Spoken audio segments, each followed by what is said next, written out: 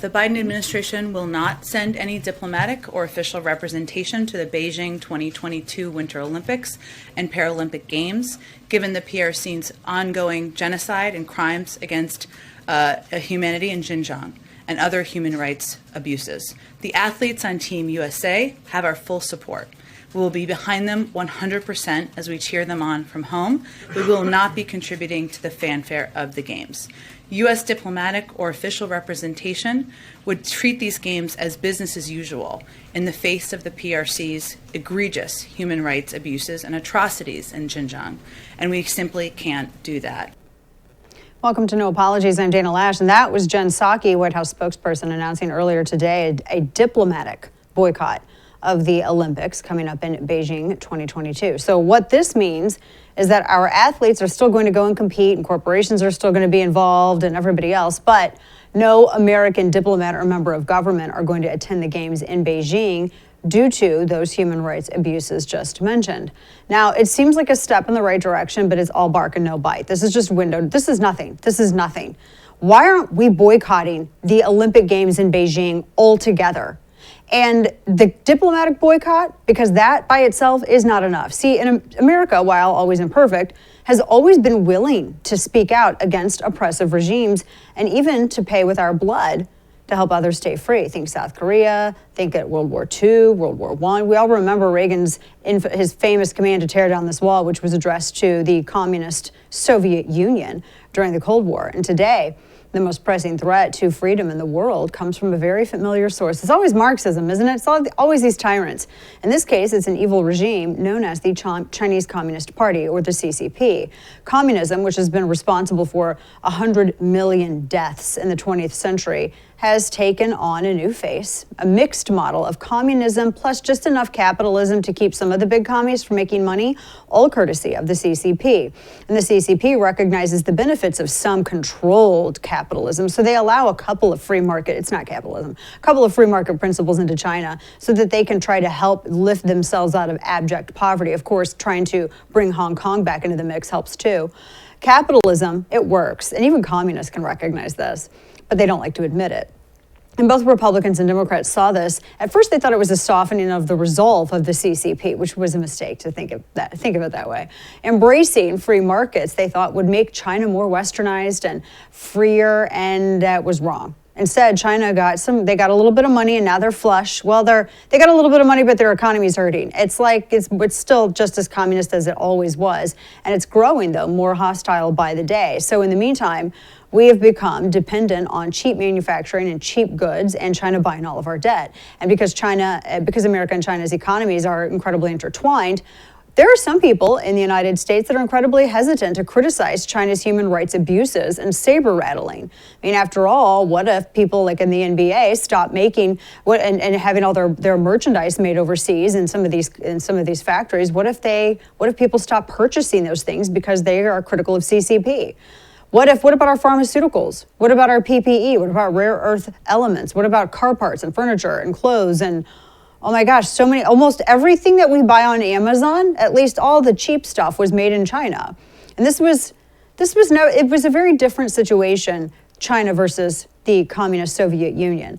So what I mean is America was not as intertwined with the USSR, right? It wasn't as intertwined with the Soviet Empire, which made criticizing and opposing them a heck of a lot easier. In fact, it was cool to be anti-Soviet. It was cool to criticize the Soviets. Today, so many people are in bed with the Communist Party of China, and that, coupled with the lack of apparent political self-confidence lately as a country, since Marxist Democrats have taken over and have a lot of bad policies, we've become incredibly reluctant to criticize the CCP. Right? In fact, there are many people who seem to admire the CCP in many ways. I see a lot of leftists and journalists who are doing this lately.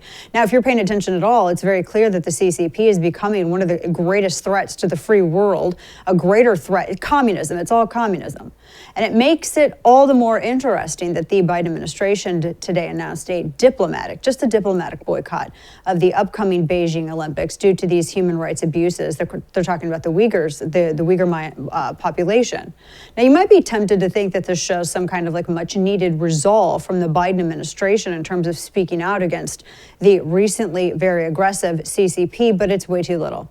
Way too late. Think about it for a second. We're dealing with a communist regime that does whatever it wants, zero repercussions.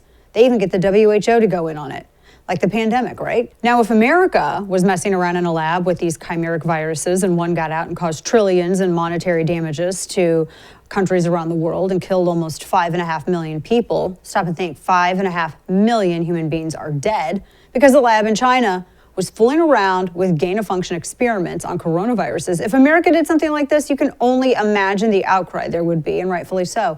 We would be apologizing endlessly to everyone because that's what America does these days anyway. But the CCP has gotten a complete pass. The Biden administration has been silent on that lab leak for the most part. No discussion of sanctions, no penalties. In fact, America usually does the opposite with China. Americans apologize to China profusely, like when celebrity John Cena apologized for simply recognizing that Taiwan was a sovereign country, because it is. China apologizes to no one. And by the way, far from owning the cause of the pandemic in any way, China's accused us of actually seeding the virus in their country, claiming that it was leaked from some U.S. Army lab, a baseless claim that the Biden administration has done nothing, said nothing to. They're very busy consolidating their own power over Americans via the virus to care. So in sane times, the Wuhan virus or the Xi virus would be enough to enter into a Cold War with China, if not a hot one, much less boycott the Olympics. But causing a pandemic is only the tip of the iceberg when it comes to the CCP. Far from becoming more westernized as Republicans and Democrats, not all Republicans had hoped, China is accelerating its plans to conquer the world, and that's like not an exaggeration. China's already surreptitiously established control over Hong Kong, quietly placing, not really quietly, but putting communist leaders loyal to the regime in total control over the former British province. And that was done in violation of all kinds of treaties that had continued to allow Hong Kong to have their autonomy, because the CCP wants that money and they want control of Hong Kong. Both Trump and the Biden administrations, they were kind of quiet. There could have been a lot more said during the Trump administration about Hong Kong, and a lot more done as well, and a lot more said with Biden. Despite the people of Hong Kong waving American flags in their protest, hoping for our help, nothing happened. We stayed silent, and the CCP, being fast learners, we had some sanctions, but we're still buying all kinds of products over there, and the sanctions could have been more. Now, China has their eyes set on Taiwan, and they intend to take it over. It's no exaggeration either. The CCP believes that Taiwan is theirs, and that's why China routinely violates, just last weekend, in fact, they violated Taiwan's airspace over 159 times in November, 150 actually just last weekend. And in fact, that was considered one of the second highest level of incursions in a 1 week period by China in Taiwan's territory. No small things. The CCP allowing Taiwan to know that they will violate their sovereignty. They will saber rattle. They're that close. Reach out and touch somebody. Now, some people believe that a hot war between China or just say an invasion is possible at any time between China and Taiwan, and it's not clear which of Taiwan's powerful allies would come to their defense. We know that the Taiwanese would fight. There's a lot of human rights abuses also perpetrated by the CCP. We've discussed many times the Uyghurs and how it's estimated that 1 million of these, it's a minority in China, have been put into concentration camps. Many of them involved in forced labor. And some believe that there's as many as 3 million Uyghurs in the northern province up in these concentration camps. And China is very likely committing genocide as we speak. That's one thing tyrants love to do, put people in camps and kill them. We know that they take away Uyghurs' children, and we know that they harvest their organs, and we know this, but what can be done about it? Aside from just giving lots of money to China in the form of Hollywood production, et cetera, and also purchasing all their cheap goods. I mean, for the love. We are letting athletes go, knowing all of this. We're fine with everybody going and competing in Beijing, because money talks. The CCP found something that America loves more than freedom. We love money, apparently, and cheap trinkets. Apparently, that's what it is. Threatened to take either from Americans, our cheap products, our money, and we're suddenly willing to go along with CCP tyranny imposed on the world. We'll even stay silent about genocide. So all of this brings to mind another tyrannical regime that would slaughter 6 million human beings on their way to attempting to conquer Europe and the world. During that era, they were called Nazis, and there are parallels here. In 1936 Nazi Germany, they hosted the Berlin Olympics. And while Germany's mass killing of Europe's Jews did not begin until 1941, we knew that stuff was going down, and of course they were being incredibly discriminatory already. The regime's systematic and comprehensive persecution of its Jewish population had already begun. An Olympic boycott was debated, but ultimately the games went on. Sound familiar? Germany scored a propaganda victory, giving Germans an international showcase to be proud of. And I just don't, I mean, honestly, why were we even there to even pretend that Hitler was a world leader on par with democratically elected world leaders? That's crazy. But it made it seem like, oh, well, this is acceptable. Same thing with CCP. This history and our knowledge of the very real crimes committed by CCP should help inform our public debate about the upcoming Olympics in Beijing. Now, the point being is we should disallow China to use the spectacle of the Olympic Games to obscure their ongoing persecution of Uyghurs, its violation of treaties in Hong Kong, incursions against Taiwan, disappearing of dissidents, to say nothing of their IP theft and everything else. We should boycott the Olympics entirely, not just diplomatically. And another reason why something like this is not enough, a diplomatic boycott. We talk about the genocide of millions and it becomes kind of abstract, and we don't really, it's hard when it's at that big of a number to have one singular face that suffers that evil. So very specifically, let's bring up the case of missing Chinese player PENG, one of the best doubles players in all of the world. Well, apparently, and this was something that she had written about and had said to media earlier, PENG had been raped by a top, in fact, the VP of the CCP. But PENG didn't go away quietly, and she spoke up knowing that it might cost her everything. And she's been missing for 3 weeks, and she called out this VP of the CCP, called out this official for sexual assault on her social media. No one had heard anything from her until an IOC official, whose name conveniently enough is Dick Pound, had claimed to have had a video, which, by the way, sidebar, I do not trust any man with the name Dick Pound about women's safety. A video conversation with her, only this photo was proof of that. They had a photo, a still photo. That's supposed to be proof that she's okay. That's their proof of life. It didn't feel staged at all, right? No, it doesn't feel convincing. And the chorus of cries are growing from a lot of sports bodies. Now, first off, the Women's Tennis Association not only strongly condemned the CCP for the disappearance of PENG, they also suspended their touring there in China. Germany's independent elite athletes organization has also urged the IOC to provide evidence and safety of the tennis player and called for an independent investigation into her situation.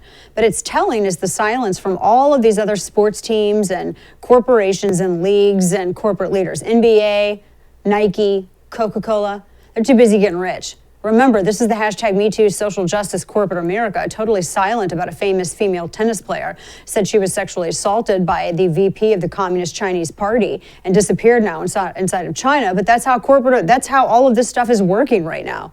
People, this isn't corporate America, it's a problem with Marxism, and it's a problem with people who want to stay rich in the safety of America while also kowtowing a Marxist line so they can make money off of China. And these are ugly, disgusting human rights abuses that you can expect from the CCP, because it's what communism always produces. In the name of creating an equity and a workers' paradise of perfect equality, communism instead creates tyranny, misery, and oppression. And there's not really any capitalism to this. That's so inconvenient. That's incorrectly assumed by a lot of people. We're not impressed with anybody in DC, anybody's response to this. It doesn't rise to the level of the seriousness that the CCP poses. A diplomatic boycott, that's the very least that anybody could do. And I'm not even going to give words to it's a step in the right direction, because it's not enough, so it's not.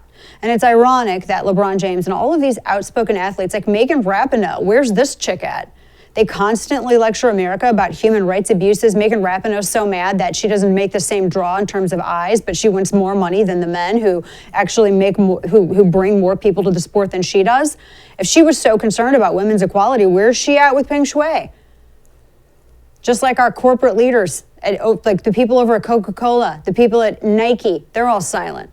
Money talks. All the people that work with Tencent, the big CCP production company that was involved in movies like Top Gun 2.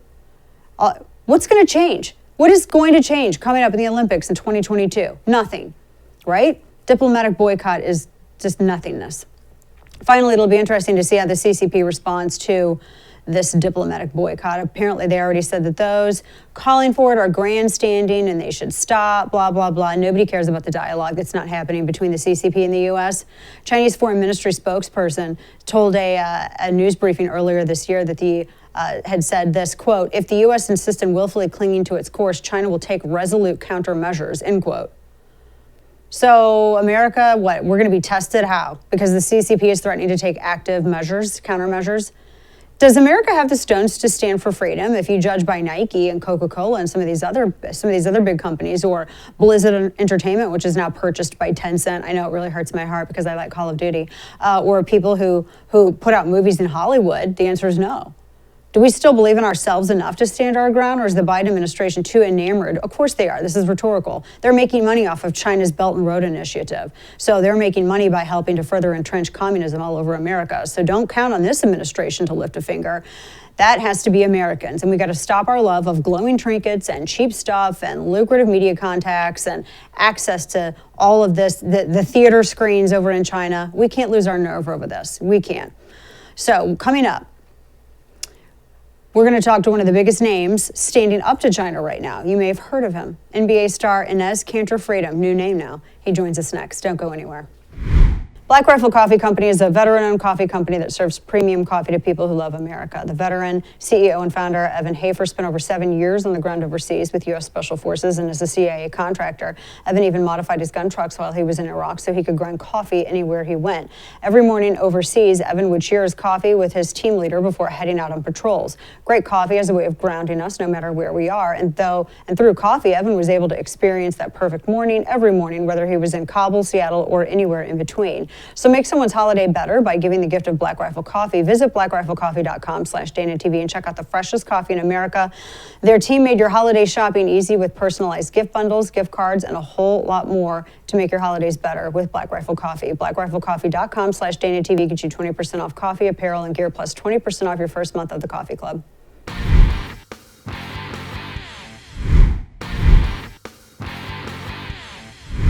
I take this obligation freely, without any mental reservation without any mental reservation or purpose of evasion, so help me God. So help me God.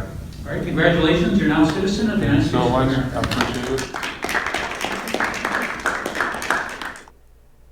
Gotta love that. That was NBA star Enes Kanter, who now has changed his name to Enes Kanter Freedom, because he is now a citizen of the United States of America, and his name is now reflecting that. He has been outspoken on so many issues. Erdogan, the tyrant leading Turkey, as well as taking the fight to the Chinese Communist Party. And he joins us now via Skype. First off, Enes, congratulations on your citizenship. And how is that gonna look on the jersey now, the last name? Oh my God. First of all, thanks for having me. I was super excited. That was actually, my teammates were really excited for me because that word, I wanted to make that word part of me, and wherever I go, I wanted to carry it with me. And I wanted whole basketball fan, whole sports world to see that word. And now it's behind my jersey. Every time I get a points or I get a rebound, they call me Freedom, and I love it. I love it. You're going to have a lot of people that are going to be yelling that at games to come, and that's going to be an amazing thing. That's going to be an amazing thing to hear. I mean, when I heard that that's what you changed your name to, I thought that's the best last name ever. We all should copy you.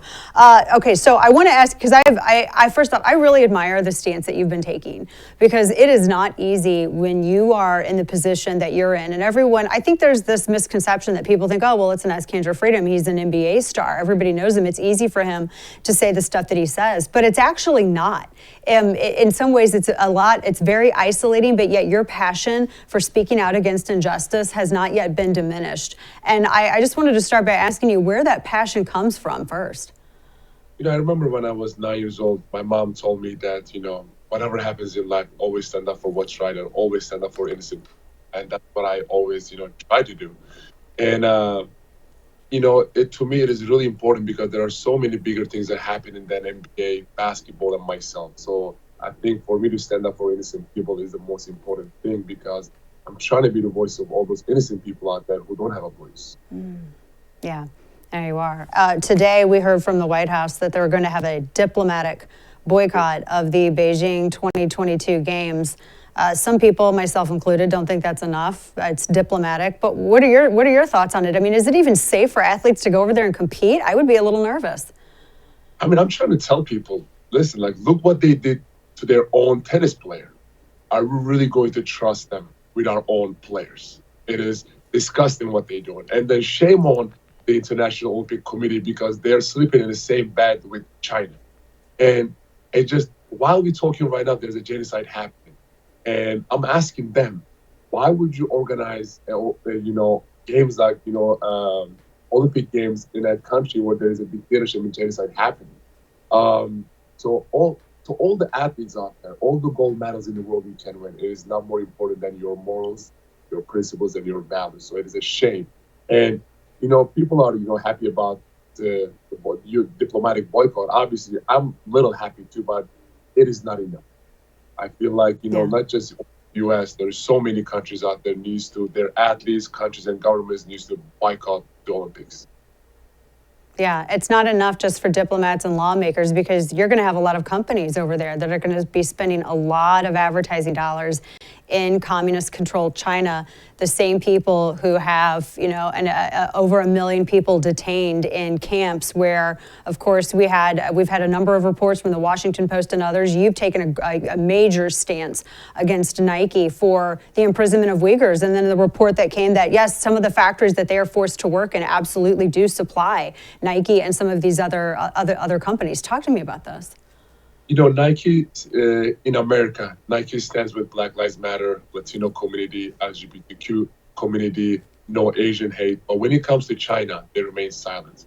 And then shame on these companies that call themselves social justice companies. And also athletes needs to wake up because these companies are pretty much using the athletes, right?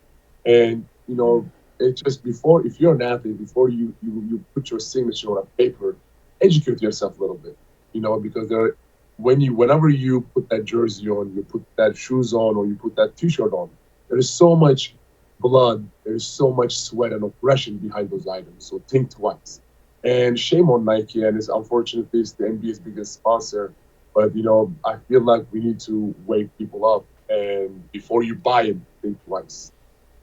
Yeah, I was thinking, how in the world do we fight against something like that? Because we've been trained in significant parts of the country to value money over freedom, or value money over other people's freedom as well, and immediate gratification with products and things like that, and cheap products. And I was thinking about this when I saw your collaboration with the Chinese dissident Baidu Chao, and how you had made these amazing shoes that you actually wore on the court. And from what I understand, the CCP banned your games because you had worn these. Yeah, you had worn these shoes on the court, which I thought was amazing. And you kept doing it, and you never apologized for it. Is there a way to make these more? Because I think that these would sell out if you were to make them. And I know that sounds. I'm not trying to sound superficial with it, but I'm thinking of a way to combat the stuff with Nike and everything else to make what they're doing unattractive.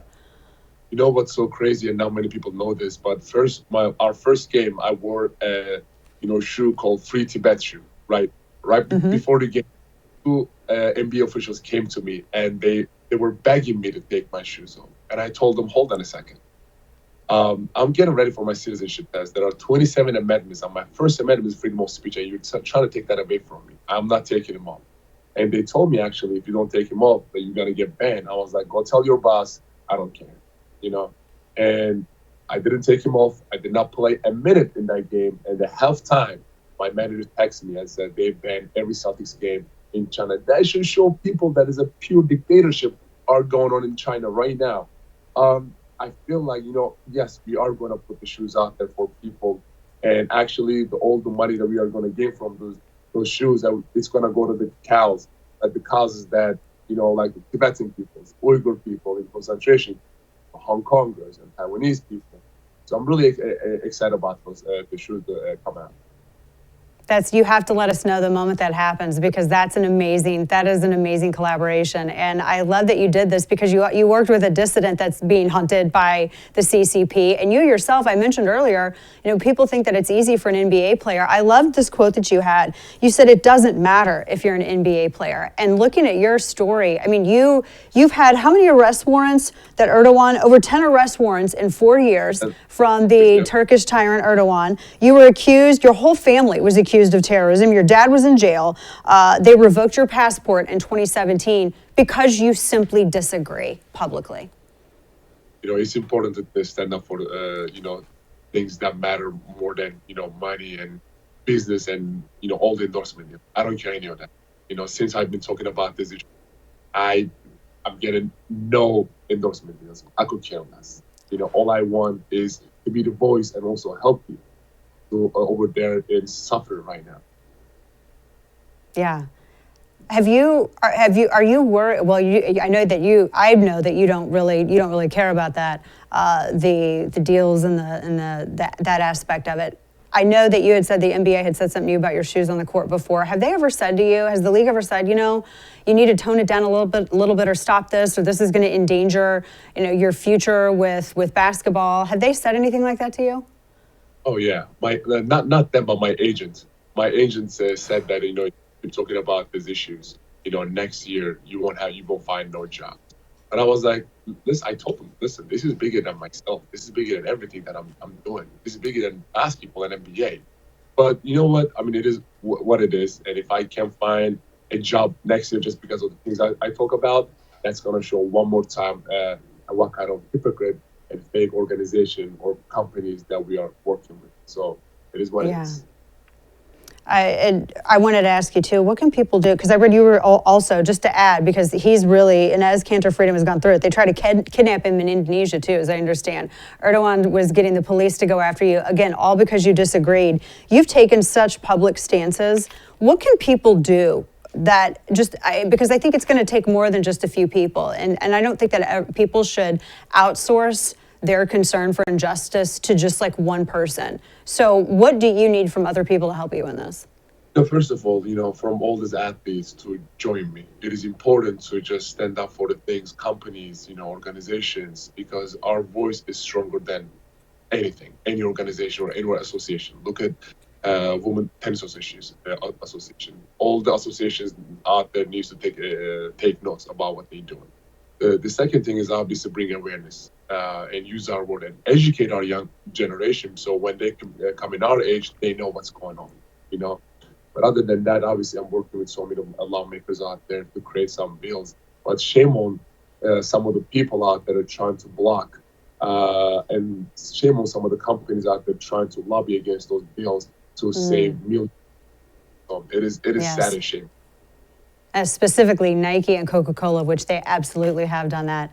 Enes Kanter Freedom, thank you so much for your voice, for your activism, and thank you for your time. Please let us know when you do the shoes, because anything that we can help to raise awareness against that and also support that would be wonderful. Thank you. You're the best, Dana. Thank you. Thank you.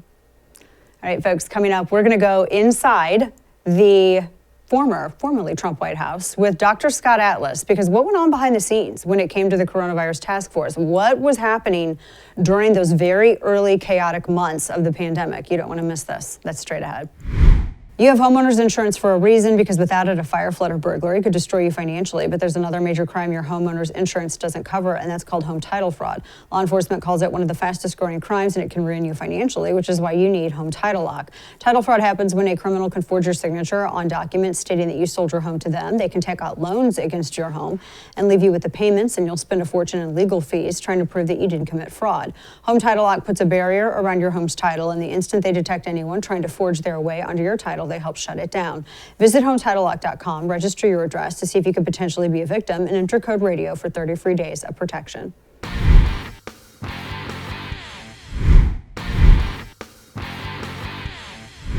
Welcome back. So Friday on my radio program, I had the pleasure of interviewing Dr. Scott Atlas, and he was the special advisor to former President Trump and a member of the coronavirus task force. He has a new book that comes out tomorrow called A Plague Upon Our House, My Fight at the Trump White House to Stop COVID from Destroying America. We had a great conversation about vaccines and the response to coronavirus and what those first few weeks looked like inside of the task force. Watch.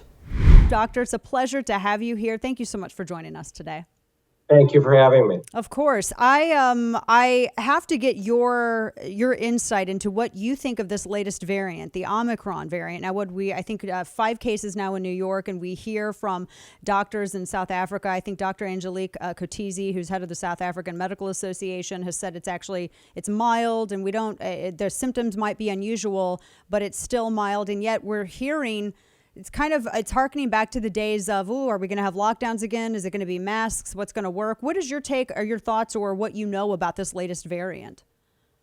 Sure. Well, the new variant, first of all, we expect variants. That's what happens. Every medical student who's really had first year immunology knows that when you have a virus that has a pandemic, that occurs, we end up getting mutations. Those are the so-called variants. This is natural history of viruses. And usually we have a virus that mutates into less lethal, less deadly forms. That's how a virus and pandemic ends and becomes what's called endemic, which is sort of a cycle of cases without a lot of deaths. And that's what we hope will happen with this virus. We don't know about the new variant yet. I mean, we don't have much information. Israel, everyone's talking about, but they have a total of 7 cases in their country, the last that I saw this morning. And so, we have to watch. It's of course, reasonable to be concerned about it. But what's not reasonable is to be frantic and panic as if this is somehow an unexpected turn of events, which it's not. We expect a new, more contagious, possibly variant, like I said. The only thing that really matters is it really causing serious illness or death? That's what matters. And so we don't know yet. We have very little information, but from what we've seen so far, from what I've read so far, that's really not the case. So to somehow, think that this commands a sudden change in policy, again, it's just a repetition of what we've seen in the past, sadly, which is, sort of non-scientific thinking, panic, people that don't know what they're talking about, pontificating about things, honestly, without using the missing ingredient here, critical thinking. If you have a virus that is expected to evolve, then when it evolves, why is that a shock? And if you have a virus that doesn't cause a lot of people to be sick, then what's the huge problem?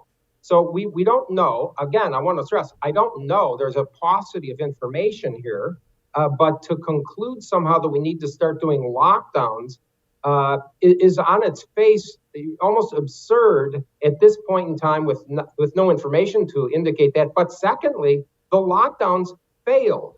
This is factual. This is not arguable anymore, yet we keep seeing these people deny science. I mean, this is what I wrote about in detail in the book. This is what I saw in my 4 months of the task force. When I came in 6-7 months after Birx and Fauci had commandeered the policy, the Birx-Fauci lockdowns and restrictions were widely implemented all over the country, almost without exception. For the 6 months before I walked in, for the 3.5 months I was there, for the months after I left with no significant change. And the lockdowns, by the evidence, failed to stop the infection from spreading. They failed to stop the elderly from dying. And they destroyed millions of families and sacrificed our children, particularly low-income families. So it's really the most heinous example of a misuse of public health advice in modern history. We're talking with Dr. Scott Atlas, whose new book, A Plague Upon Our House, details from his insider perspective what happened in the Trump White House and how he fought to stop COVID from destroying America. You mentioned, I know you had some harsh words, and you have harsh words in this book as well. You were talking about the Birx and Fauci lockdown approach. What was the debate like in the White House between some of the with the doctors on some of these recommendations? Give us some insight on this, if you can. Sure, Yes, and I think this is very important. This is one of the reasons I wrote the book, was to show what the people were that were in charge of this policy. Dr. Birx and Dr. Fauci were government bureaucrats for 40 years. I was very different from them. They were the main doctors on the task force, along with Dr. Redfield. And my approach was I came in after health policy. I'm working on health policy for 15 plus years at Hoover Institution. And I had 25 years of medical science background in a clinical and academic medical care setting, doing research, helping take care of patients. So I come in, there's a question, for instance, at the task force meeting about the risk to children. And Vice President Pence asking my opinion. I came in, as I did always, with a dozen or more publications and the latest data in my hand. I went through the data, I cited the data, I critiqued the studies. If a study was done poorly, then the results are not valid. And all I was met with was silence or simply an ad hominem attack saying, I'm an outlier. Okay, that's not what a scientist does. Scientists use critical thinking. There was no critical thinking, no basis of knowledge that was being explained to me. There were these sophomoric tables and charts of the current cases per day and who gets the cases. This is stuff you could download from a public website. That's not analysis. The second part is I was bringing in information. My goal, I'm an advisor to the president. It's a big healthcare crisis. You bring in data, but also you bring in experts. I brought in some of the country's top epidemiologists, infectious disease medical scientists, pediatric infectious disease experts, public health experts from UCLA, Tufts University, Harvard, Stanford. I set up a meeting with the president.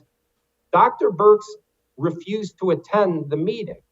The meeting was scheduled so she could attend, and right before the meeting was held, the day before, she sent out an email, she's not coming.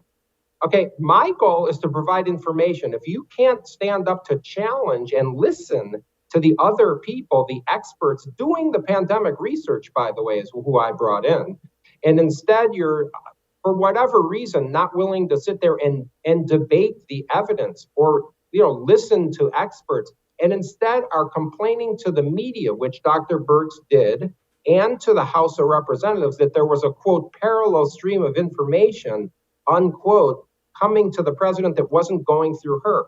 I was not to be viewed as a funnel or a filter of information.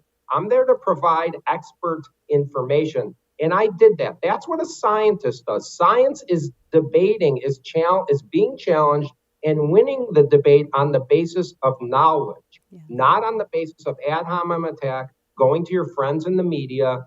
And honestly, Dana, when you think about this, when people have a position in the government for 40 years, that's not because they're politically neutral. It's because they have the skill to navigate a political environment using their friends in the media, their friends in agencies. And we saw that time and time again. I wasn't there to make friends. I came there for one reason, and that was because people were dying, and the policies that Birx and Fauci were running and advising the governors was failing.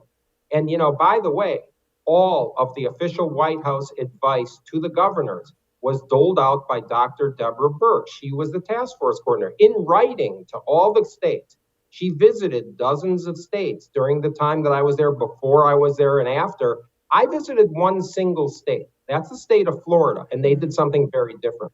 We're talking with Dr. Scott Atlas, his new book, A Plague Upon Our House. A lot of people talking about the immunization or the vaccine. Why are we calling it, by the way, why are we calling it a vaccine? And I asked this I'm not against vaccines. I'm not at all. I mean, I've had the chicken pox vaccine, etc. But there's this idea that there's a triggering of immunity. And usually when you are vaccinated and you are immune and you are inoculated, then that at least, I mean, maybe there are some rare cases, but it's not as widespread as we seem to be seeing. I mean, we had more fatalities this year than we did last year, but we have a huge majority of people who have been vaccinated this year. What do you say to that? Okay, well, I mean, I look at the data, and you have to analyze the studies that were done. And, sadly, I'm looking at data from other countries and thinking it's a little bit more reliable, which is a very sad thing to say. It's a shocking thing to say. But I look at countries and I look at the data from Israel, Qatar, which is, okay, you wouldn't think of that as a reliable society, except they did heavy vaccination. They have published very good studies, and Sweden and the UK. And what the data shows on the vaccine, this is very important because the mandating of vaccines for people who don't necessarily need them, and the lack of transparency, this is what we're seeing from our country, that has undermined the positive of the vaccine. And it has created a backlash that would not have been there, because the data shows, and the best recent study is from Sweden, that the vaccine does the most important thing so far. It has a long-term, up to 9 months, effect on decreasing death and severe disease. That's very important. That's the point. But we know the vaccine protection against getting an infection wanes dramatically after only 4 to 6 months. So the vaccine is personally protective, meaning it stops you from dying. If you have a high risk of dying, it makes sense to take the vaccine. But if you are thinking it's going to protect you from spreading the infection or getting an infection, that is not true after 4 to 6 months. That's what the data is. In people who are vaccinated, they get reinfected after 4 to 6 months at a high, very low protection against that, and therefore they can spread. So the danger to others, you should not be afraid. If you're afraid and you have a high risk of dying, get the vaccine. You're protected against dying. It doesn't matter to me if the guy next to me has the vaccine, because It doesn't stop him from spreading after 4 to 6 months. I want my own protection. I get the vaccine. And the people who should get the vaccine, it makes sense. It's a risk-benefit thing like everything else in life, are people that have a significant risk of a severe disease or death. The vaccine does not protect you from getting an infection with a mild illness. Right. You can watch my full interview with Dr. Scott Atlas on my YouTube page or on Official Dana Lash on Facebook. Coming up, BLM calls for a boycott on white-owned businesses for Christmas. We'll break it down next. Thanks to Biden's economic policies, job numbers have been abysmal, inflation skyrocketing, and instead of following the former president's pro-business agenda that had the economy booming, Biden wants to tax corporations and pass trillion-dollar bills we can't pay for. Be proactive, take steps to protect your wealth and retirement by investing in gold and precious metals, and Legacy Precious Metals can help. Washington prints money to pay for their outrageous bills, but that just devalues your dollar. Gold offers you a hedge against inflation, and as the dollar gets weaker, gold gets stronger. The folks at Legacy Precious Metals are the gold standard when it comes to investing in precious metals, and they have a team of experts who can counsel you on the best options for you and your family. Don't leave your retirement to chance. Call Legacy Precious Metals at 866-580-2088 or visit them online to download their free investor's guide full of useful information at legacypminvestments.com.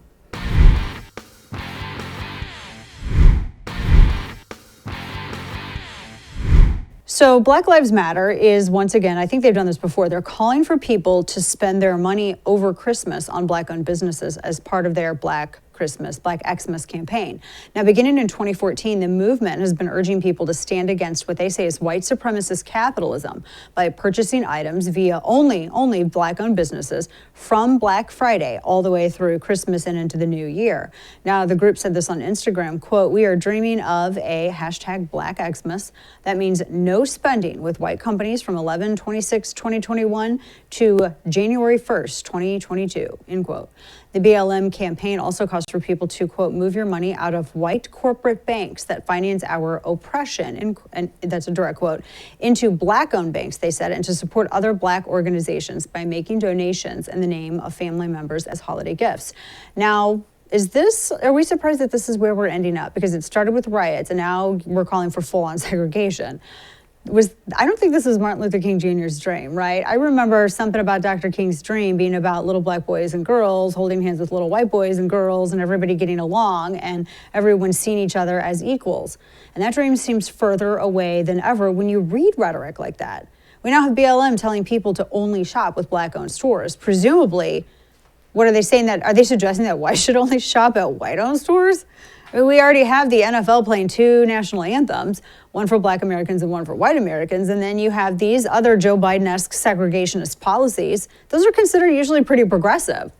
Now, as we all know, tribalization is the de facto mode of human existence lately. And we already have this tendency to flock to whether it's the same ideology or the same viewpoint, whatever. But in America, at least, we're all built around this trait that we all become what, that phrase melting pot that apparently it's not PC to say anymore, or it's PC to say now, right? You're politically incorrect. Well, we used to share everything, movies, sports, heroes, holidays, a national anthem.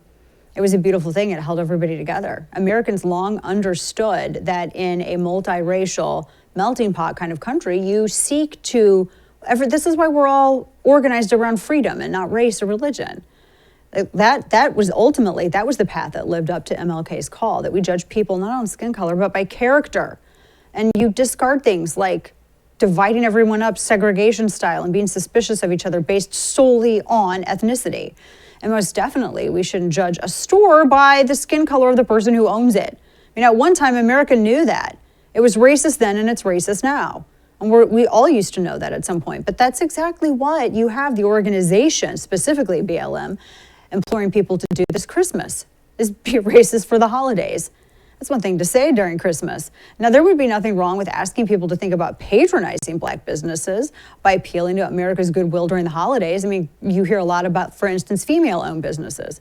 But I have a feeling that many Americans, they would even do that. But to call them white supremacists and to call all white businesses white supremacist capitalists, I don't know, call me crazy, but I just don't think that's going to bring any kind of peace on earth or goodwill towards anybody this Christmas. And that's because it's not meant to. It's meant only to bring division. And that's a ghost of a Christmas past that we should never want to return to. That does it for us tonight. Thanks for tuning in. Good night, and don't bend the knee.